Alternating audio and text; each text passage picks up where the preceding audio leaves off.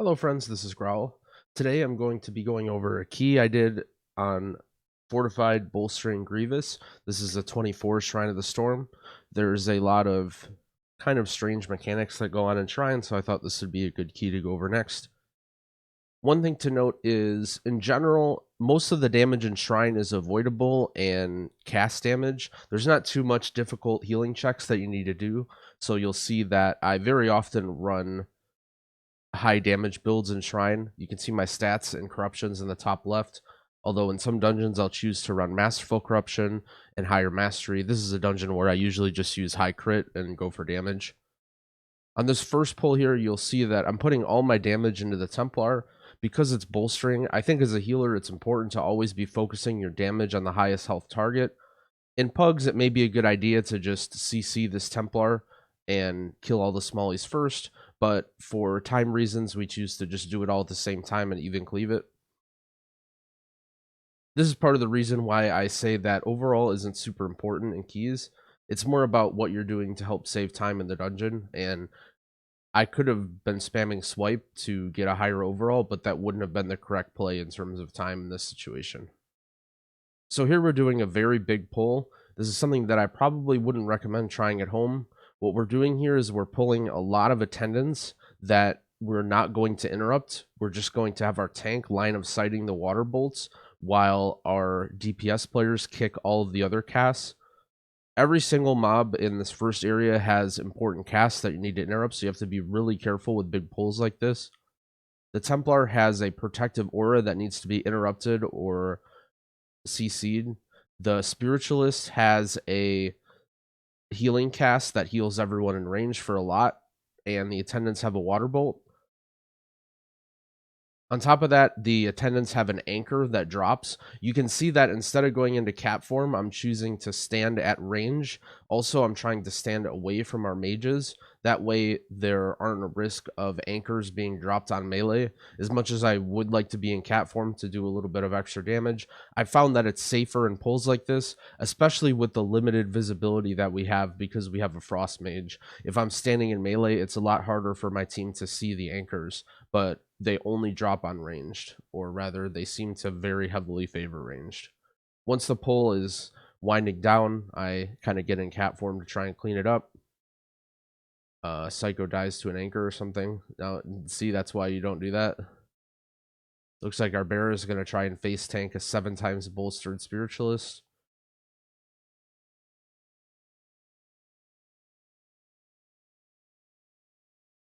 And he's going to face tank that anchor. Okay, maybe we'll skip ahead here. So the very next pull we do is the spider. There are more mobs that you can pull here in this first area, but in general, this first area is going to be the most dangerous because of how many casts there are. So we choose a strategy where we're going to pull more stuff later on. I found that in Pugs early on when I was doing this dungeon, this was the most dangerous area by far. So I think skipping as much of this as possible is a good idea, especially these living currents and any of these casters, really. There's not too much to talk about with the spider guy. We've seen this before. I like to use bear form when the casts are on me, just in case they go through. Although it's not super important to do until you get into very high keys. I believe 25 is the first level where the spider will start one-shotting you. So what I'm going to do here is I'm going to pull these droplets up on this ledge. Because the droplets are yellows, they don't social with any of the other mobs, and it's a free little bit of count that we can get. In general, most shrine routes opt to get those just because you want to skip as many of those dangerous casters as possible. You get a free 6 count from tagging those. There's a specific spot that you have to stand in Aquasir's room to moonfire those and bring those down. Make sure you don't sunfire them because you can splash onto other mobs. Occasionally, it won't pull all of them because they do have a little patrol there, so you have to be careful. I usually like to check to see if we've gotten all of them. I'm not sure if you'll notice if I do it here, but it's a good thing to, if you're counting on those droplets, if you need those for count, to check to make sure that you got all of them, because sometimes weird things can happen where 1 or 2 of them do not pull. Normally, this is a pack where we would drag this onto the boss. However, because it's bolstering, we are not allowed to have fun this week. So instead, we're just getting into cat form and swiping stuff. In general, this is a tough week as a healer because Grievous generally requires that you do more healing on average, but bolstering is an affix that you want to be doing as much damage as possible, especially helping out on the priority targets. So it's a tough balance to strike. Next week will be Fortified, Grievous, Sanguine, I think. So there's more practice for Grievous. However, there's no bolstering. That week should be much better. This boss does almost no damage to anybody as long as the tank's in range and it's not sea blasting. So you'll see I'm just in my full DPS rotation here. The one thing is the undertow. As you get to higher key levels, especially tyrannical, this undertow does a lot of damage. When it's on the tank, it's not too bad, but I generally like to save my Cenarian Ward and my Swiftmen for the undertow every time. It's on a 30-second cooldown, I believe, so you can use both of those every time that the undertow goes out. Also, don't be afraid to use a personal defensive or a health potion if it goes on you, because it can be hard to be spamming regrowths if you're not in a good spot and you're going to get pushed off the ledge if you don't move. Other than that, not a whole lot to say here about this boss. Luckily, it's fortified, so it'll die quick. You can see I immediately bark skin myself there, even though I was in an okay spot. I also use Cenarian Ward and Swiftmend. It's a good habit to get into because that undertow can do a surprising amount of damage the higher level key you get, and that's a really silly mechanic to have a death to. DPS players especially probably aren't used to dying to that, just because on lower keys it doesn't do that much, so it's a good thing to be prepared for. So during this split, it's important that there's always one person in melee range of each of the Aqualings. You can see I like to tank this one by the entrance because it allows me to go up in the above the stairs to dodge. So when the mobs are doing this rush, I just walk above the stairs. That way I know I'm safe. And then immediately after the rushes are over, I wild charge to my target to get back into melee range so it doesn't start shooting. If any of the Aqualings have their threat target not in melee range, they're going to start shooting. So it's important to make sure everyone's near those. Not too much going on at the end of this fight, I don't think. Oh, it looks like right there. You can see what I did there. I walked up top on that ledge. That was me checking to make sure we got the droplets before we go. Looks like we're pulling these apprentices in too. The Tempest cast from these apprentices is one of the most dangerous in the dungeon. Not necessarily to you, but mostly to the melee. So you have to be really, really careful about that one. Ideally, if there's ever a situation where you can help Typhoon to interrupt it with Vortex to keep them in the same spot, it's a good idea. Again, in higher keys, this Tempest is going to do a lot of damage, and it can be kind of hard to see because there's no ground effect. It's just a cast, and then immediately it'll come out of the mob and start traveling in a direction. Our mage, I believe, had not the correct talent build, so he jumped off the edge so he could release to go change his talents, I think. Or that's what he claimed. Allegedly, he had the wrong talent build. So these initiates here are not linked with the wind speaker, so you can just pull these initiates away to get the count and also to make this move across easier. You can do that both by just tagging them in a specific way so that they don't run through the wind speaker, or you can see what our tank did is pulling them from that snap spot. So what most players have to do if you don't have an invis is jump along the left side here. You can actually walk by the wind speaker without pulling it, without any sort of stealth. However, as a druid, we don't have to do that. We can just stealth. You can also wild charge somebody across. So if you have a less experienced player in your group that doesn't know how to do this skip, you can always just have them jump on your back and you can wild charge them across. We don't have a rogue in this situation, so we have to do this, although we have four stealth players and Psycho can just do Demon Hunter things to get across, so it's not too bad. Here we're pulling the initiates and killing them first before we get anything else, because we don't have to worry about bolstering. One of the nice things about this area and Shrine is besides the initiates, a lot of the mobs have very even health, so even during bolstering, you can still do pretty big pulls and cleave them all down. This is another pull that I might not recommend trying at home, especially if you don't have Lust. If you're pulling more in the beginning area, you may have Lust for a big pull like this. but because it's only a 24 and our route is designed for higher keys, we do not happen to have lust for this. Again, this is another important pull where you have apprentices casting the Tempest. You also have attendants casting water bolts. You have to be very careful with the water bolts. And in general, what I like to do here is I'm paying attention to the attendants and the water bolts and also our kicks on our players. You can see now that we don't have a lot of kicks available, so I'm trying to make sure the tank is hotted up because he's likely to take some water bolts to the face. And then once all the kicks come back and it seems like everything is organized, then we can go back to DPSing. In general, this is another pull that can be pretty dangerous to be DPSing in, but you can see even just with Sunfire and some high crit gear, we're doing 40k to the pack with very little effort.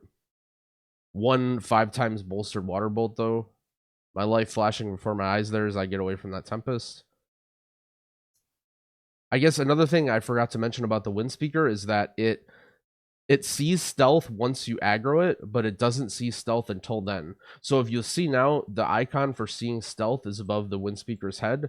My mage generously allowed me to show you guys that by pulling it on accident. But so if the Wind Speaker has been pulled at any point, you can no longer stealth by it. You have to run along the edge. So it's good to know that if you ever accidentally pull that, the stealth will not work. So you have to be careful about that.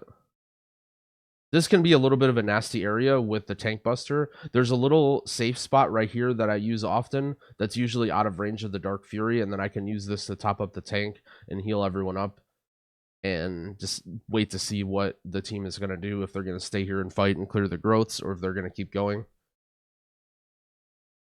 The Tank Buster is usually a good mob to do a lot of damage on. In general, a lot of the obelisks are a lot of single target damage, and you can save your team a lot of time by maintaining all your dots on this guy.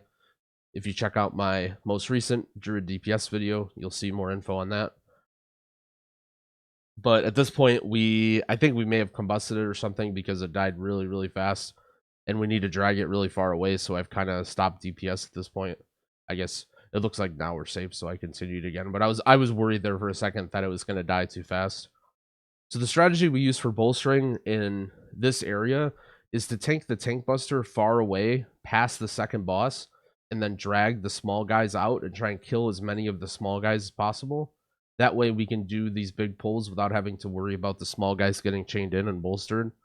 I'm not sure if there's a better way to do it. In general, this area is just really, really difficult with bolstering.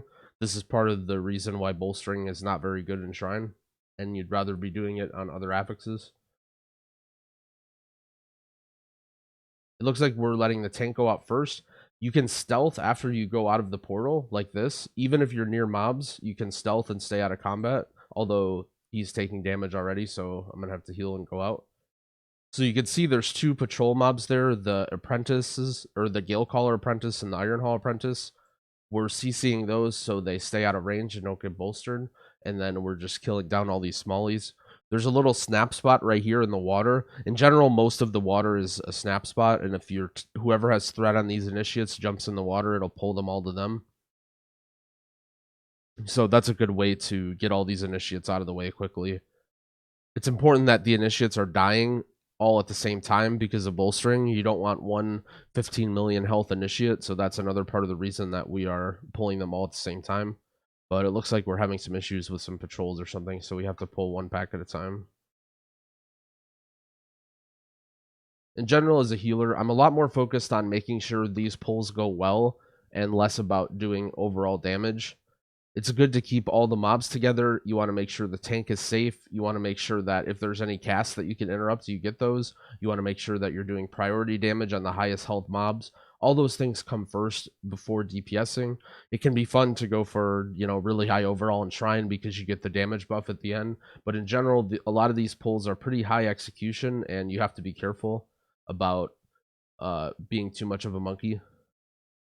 This is another pull with lots of Tempest, lots of Water Blasts. So in general, I'm trying to stay far away from the mobs. That way I have more time to react if the Tempests are coming to me. Also, I try and position myself in a way that if the mobs are Tempesting me, the tornadoes don't go towards my friends. But sometimes it can be hard because a lot of times people are spread out in a circle around the mobs. Not necessarily a pull. Again, I would recommend trying at home, but it's something that you can do and trying to save time if you have a group that's coordinated enough to get all those stops while you're killing the pack. Looks like our bear wants to try and face tank an 8 times bolster apprentice again.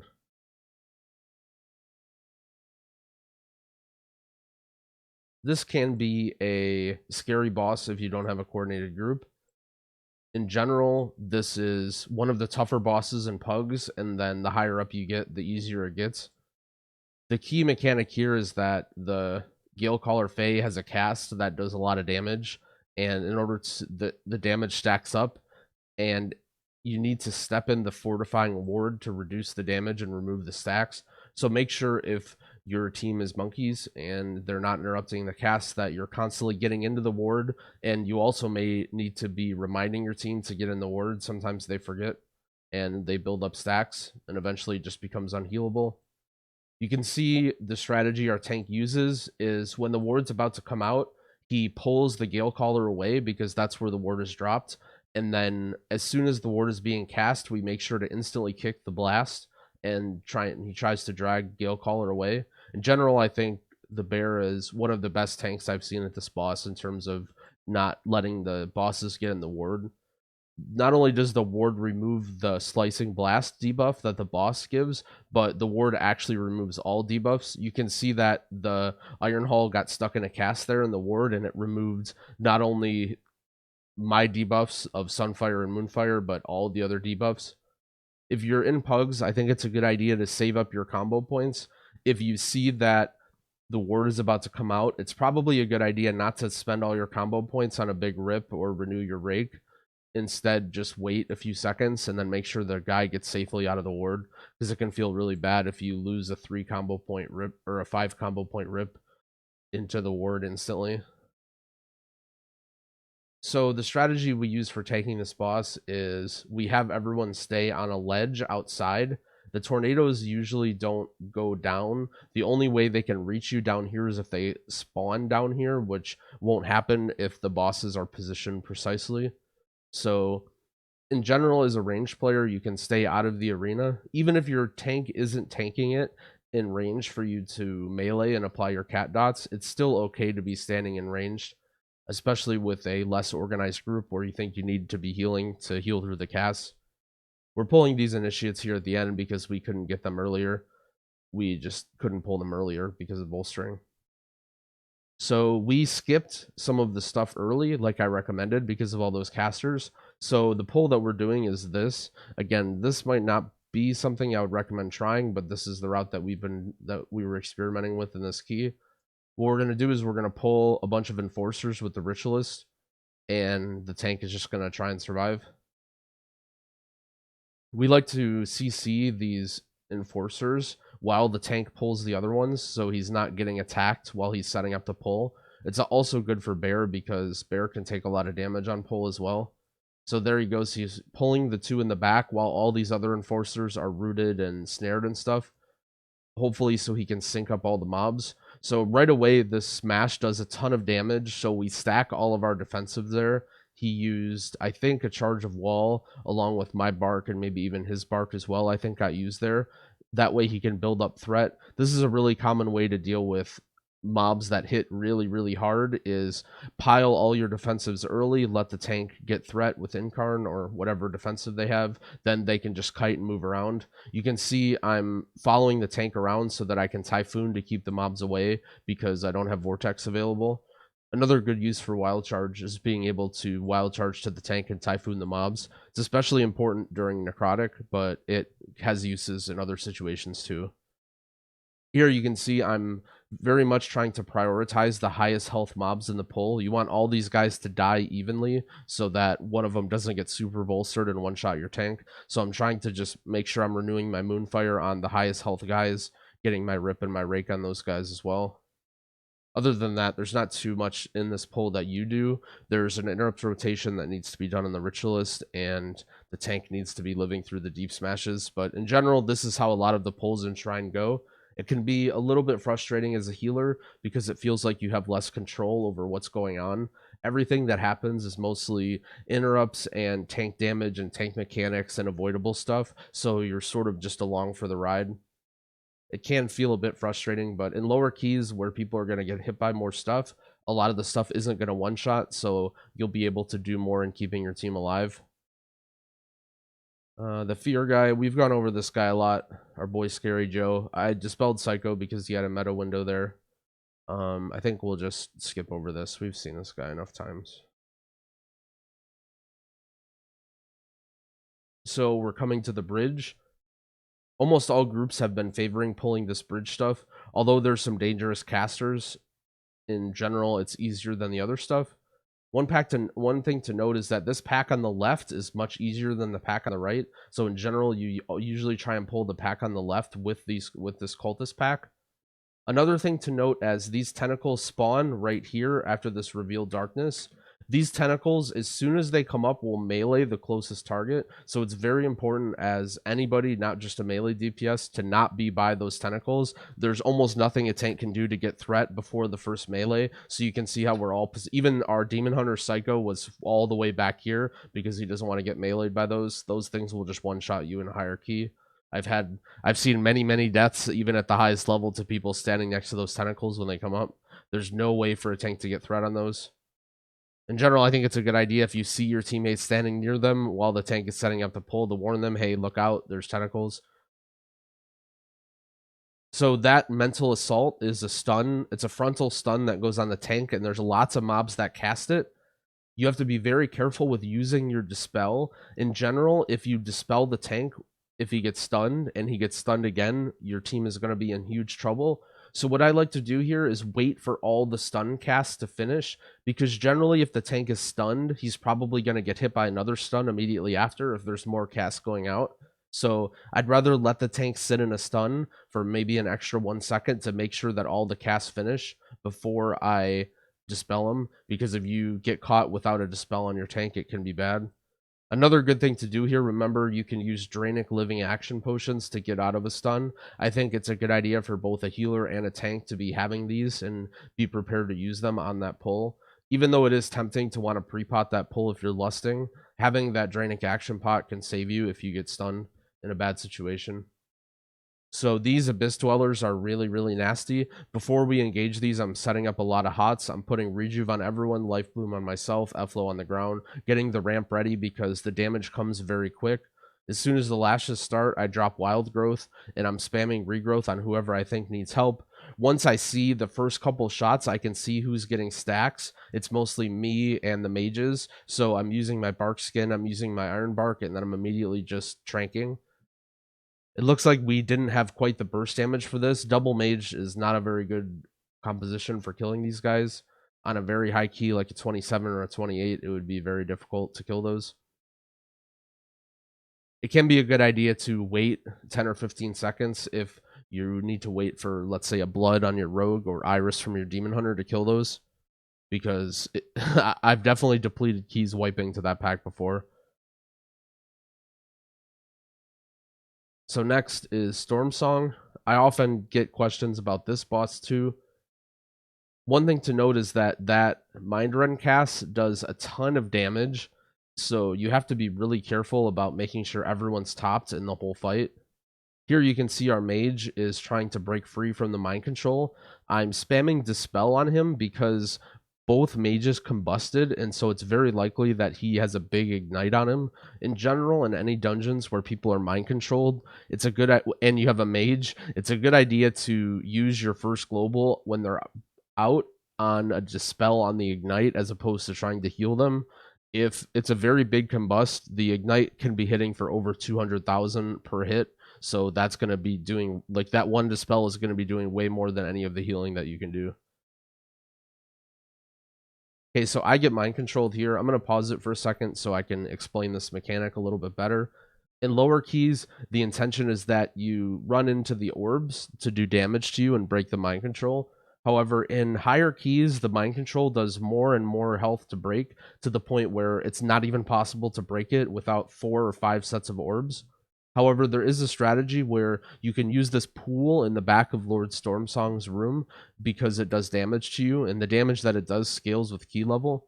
Immediately you want to run towards the pool. You only have 15 seconds before you get mind controlled, so you can't be wasting too much time here. If you run around trying to collect the orbs and then 7 seconds later decide that you need to go in the pool, you're very likely going to get mind controlled. It's a good idea to be prepared to run immediately to the pool when you get MC'd. It can be fine to kill some of the orbs along the way, but in general, you should have a plan when you get MC'd to know what you're going to do ahead of time.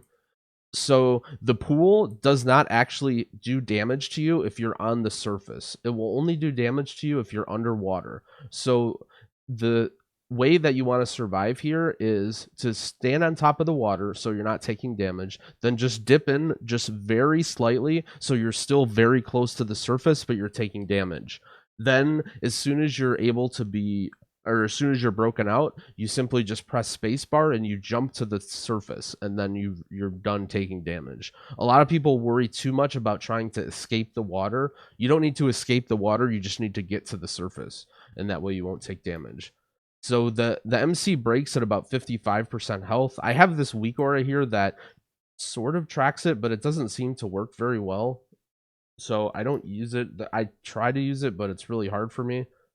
Immediately when I get out of the mind control, I'm using my bark skin and I'm topping myself. That's because the mind rend is going to do 90% of my health if it hits me, so I need to be topped ASAP.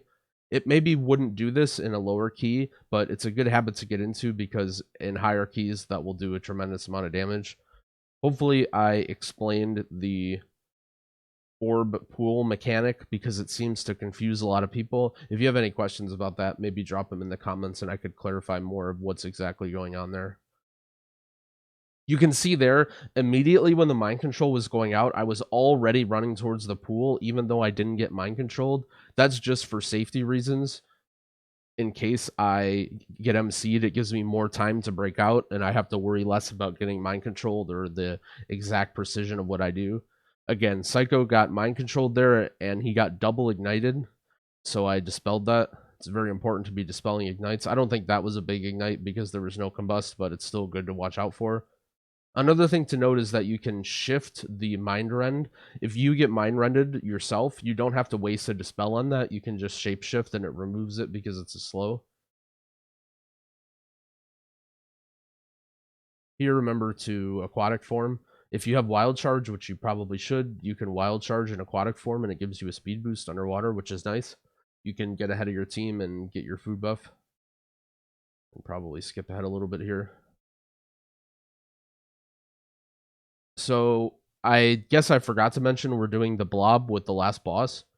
It can be a bit scary, but in general, it's a good thing to do as a time save because not only do you not have to worry about doing the blob later, but you also get to help with the damage buff that you get on the last boss.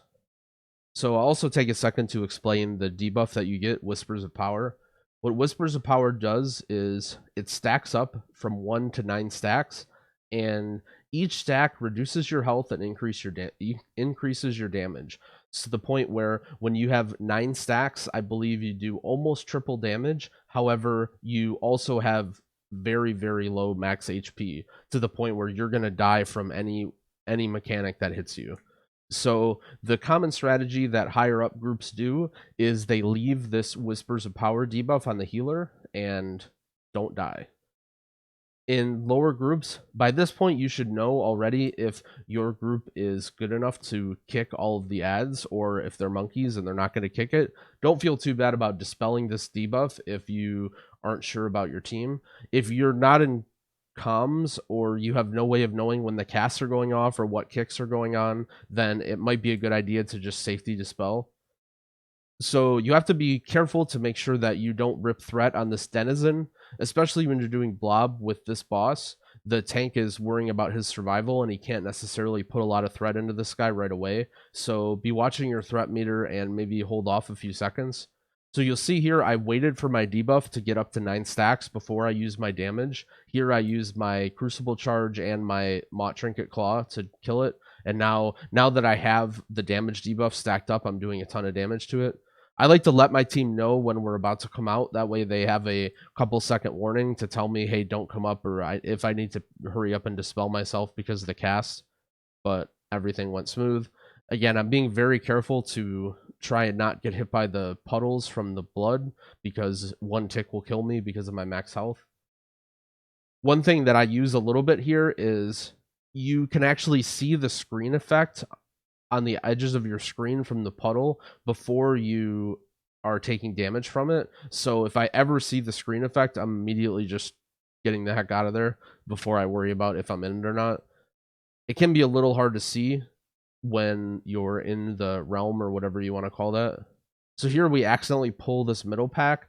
This is a kick rotation that your DPS need to do. And so again, this is a situation where if things go wrong with the kicks and they can't kick one of these consume essence casts, you're just dead if you have the debuff. So it's important to be watching your team's kicks and making sure that they have the correct rotation going on. In general, I would always prefer safety as opposed to wanting to do damage. So if you're on these guys and your team is starting to fumble in Discord, or you can tell that they don't know what's going on, I would just immediately dispel myself if it looks like a cast is about to go off. I wouldn't sweat too much, because in lower keys also the damage check isn't going to be too high. You can actually dispel yourself after the cast goes off. There's a little bit of a travel time, but it's really, really tight. So again, I always like to err on the side of caution here. Once the blob is dead and the denizen is dead, for the most part, this stuff is easy. There's not too much to worry about. You just have to dodge the tentacles. These eels can be really scary. In general, I don't like to stand near them. They have a frontal attack that they do that tries to hit the tank, but will just hit anybody that's in front of them. I use my Innervate here to spam Moonfire and Sunfire on the mobs, just because why not? There's nothing else to heal anyway. You can, if you're very precise, go into cat form and swipe these. It does a lot of damage, but I don't think it saves too much time, and if you ever die as a healer in this fight, it's really, really tragic. In general, it's a good idea to pull these eels in between cooldowns. It can be hard in a pug group, but usually the strategy here is whenever your team needs cooldowns, you pull these eels. You can see this one eel is getting aggro to me because of healing threat. I like to stand very, very far away from the tank. That way I have lots of time to react to when the eels are coming to me. Because sometimes they're really spread out in the water, and it can be hard for the tank to grab all of them and get threat on all of them. So I like to stand far away to make sure that if one of them does go on me, I can get away in time. Here I'm getting a little spicy and doing some swipes, but as soon as I see the eels turn around there, I'm like, no, back off. In general, you can live one eel dot. It puts a bleed on you, and you can live usually one with bark skin, but any more than one will kill you. Here I'm applying my dots on the boss before we break the shield. Because these phases are timed, you want to put up any dots and any sort of damage ahead of time first. But now that our combust and everything were ready, then we're good to go. So the most important thing about this fight is the tentacles. There's tentacles that have a little ground effect. The ground effect can be really, really hard to see because of everything else in the room is purple. You can see the purple circles that come out from the tentacles. The other thing that's important to note is you can't always even see the ground effect. So for instance, this tentacle that just spawned here, it can be very difficult to tell where it's going because of the outside of the room has different z-axis levels. So if it spawns in weird locations, the textures don't look right or may not appear at all. So in general, if there are any situations where you don't know where the tentacle is facing, I always try and watch where the tentacle is and just stand far away from it. You can see that at that point I just move away from the boss. That way, no matter where the tentacle is facing, again, you can see this one right there that was very well hidden behind the obelisk. The last thing is that those ads, if they die or if they run into the boss, they explode. And because you have very low max HP, you will die if one or two of them explode, depending on your setup. It's a good idea this is one of the few fights where you want to pay attention to your absorbs. For example, I'm running 2 resoundings and an Ursox trait, so I can actually live through 3 of the ad blasts as long as I use my bark skin first. So you want to be watching. The most common situation is the mage igniting one of the ads with their combust. If you ever see the ad starting to lose health, you immediately want to press Barkskin. You can see I had it active there because one of them was near the boss. But other than that, there's not too much to worry about in this fight. It's mainly just a matter of dodging the tentacles and hoping that your team gets kicks, which in general sounds like the rest of Shrine anyway. So thanks for watching. I hope you guys enjoyed this video. I plan on making a video for each dungeon as well as doing some for the Shadowlands dungeons as well. So I'd appreciate it if you liked the video and subscribe to my channel. Hope you learned a lot. Happy keying.